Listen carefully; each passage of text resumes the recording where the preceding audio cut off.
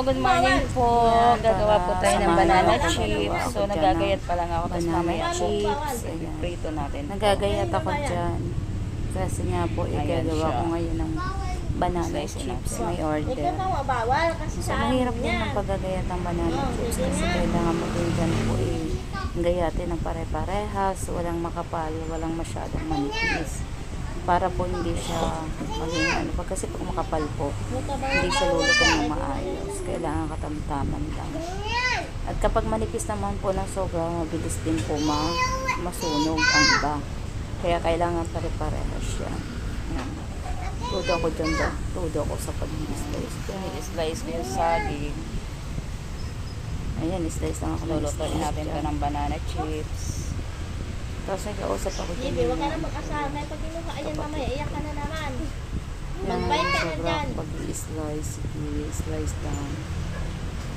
Kasi natagal-tagal din ako nahinto sa paggagawa ng banana chips. Kaya kahapon may order. So ngayon, bumili naman ako ng saging. Hinatid ng tito ko yung saging. Bagong tiba yan. Yan, i-slice ko. Pinabad ako. Bago nga pala ako dyan balat ng saging, i-slice. Naligo na muna ako para pagluto ko dire-diretso. Hindi ako mapapasma. Ayan, todo balat lang ako dyan. Sobra lang. Sobrang pagpapalat.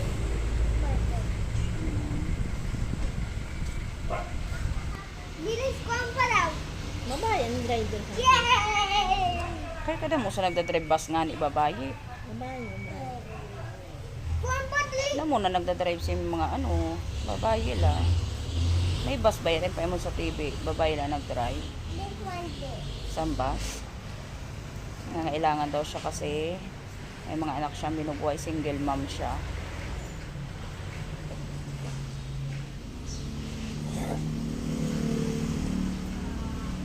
Ang ginpem sa balita kay. Ang mga badyaw ba yan? Mag-upay man ang apartment. Mas kayo nagtuturo sa ano. May mga apartment sa mga badyaw.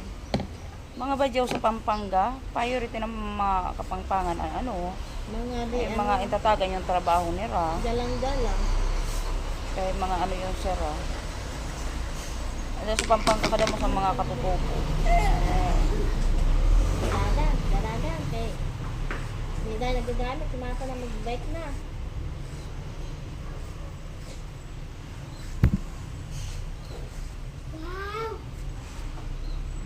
Magbay ka na, huwag ka na mapag-asar kahit pag kinuha yun nila.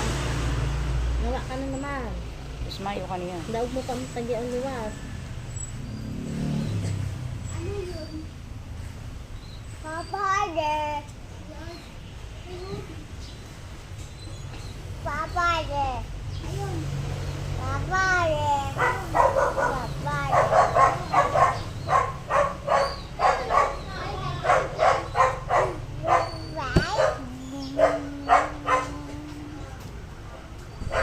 Ayan, malapit na ako dyan matapos. Napapagod na ako dyan kasi ang dami na. Ayan, todo-todo na naman balat si inahan. Ayan, diretso lang ako dyan. Diretso. Saka slice. So, parang kailangan mag-diretso lang. Kasi mahirap din siya. Kasi matrabaho, una-una babalatan mo. Tapos pagkatas mo balatan, i-slice mo. Pagkatapos, hugasan mo.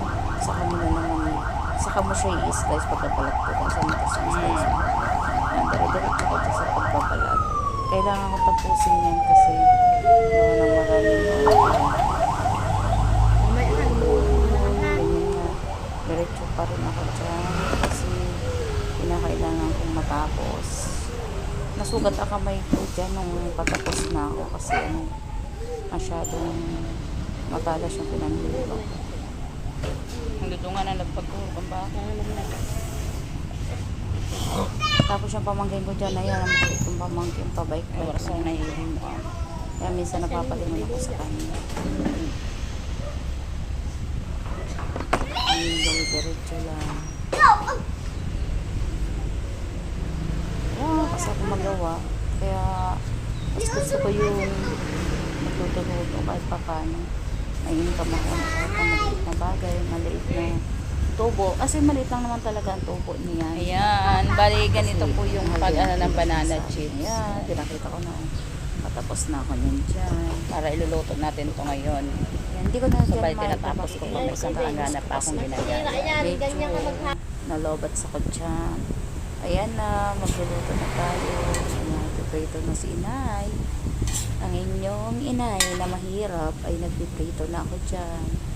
May naluto na ako dyan eh. Ayan, naluto ko na yan dyan. Piniprito ko. So, ayun na. Ang naluto ko. Tapos may nabalot na rin ako dyan.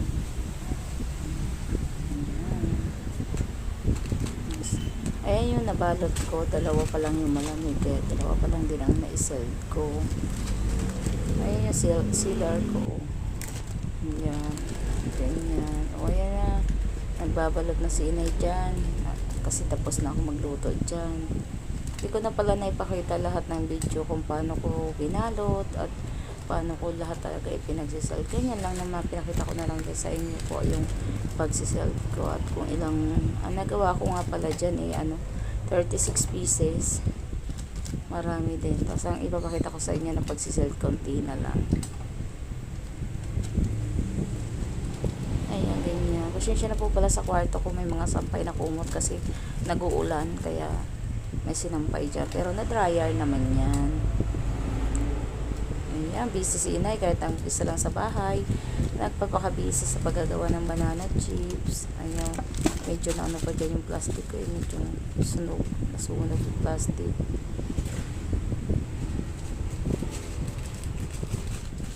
Ayan, pumunta si inay dyan sa lababo.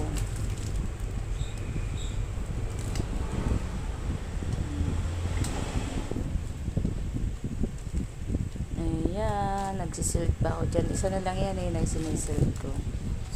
Kailangan ko kasing isilk lahat. Ayan. Ayan, sinasabi ko na dyan yung aking nagawa at ang aking mga nabalot. Hindi ko na pala dyan ipakita yung pagbibilang ng mga nabalot ko kasi medyo masikip yung space ko dyan kasi wala yung lamesa, nasa labas ng lamesa. Ayan nga pala yung mga nagawa ko. Ang dami yan. Yung bentahan ko lang po niyan, pag tindahan na kumuha tig 20, pero pag retail lang po, pa isa-isa dalawa, tag 25 pesos po yung benta ko dyan.